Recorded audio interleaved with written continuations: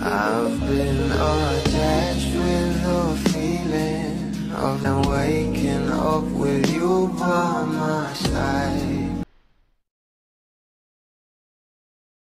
Ang pinakahihintay nga ng mga publis, iyan nga guys ang isang mensahe ng ating Donnie Pangilinan para sa birthday girl na si Bel Mariano. Alam naman natin na inaabangan na nga ang pasabog ng ating couple na sila Donnie at Bel ngayong araw.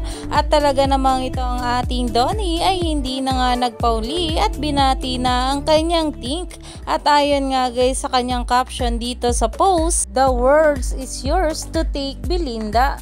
Big things are yet to come. Happiest birthday at Bel Mariano. Your fan nato." At kasama nga rin dito guys sa post ang isang larawan ng ating Belinda. Umani nga agad ng maraming komento dahil na rin sa napansin na mga bula dito na ayon nga sa kanila he visited Bel's house. An off-cam ganap my heart.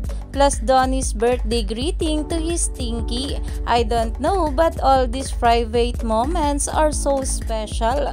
Thank you for sharing your POV Donnie. Yabang mo naman ihi. At ayon pa nga guys sa mga bula ay your fan nato. Simple yet short and sweet and meaningful.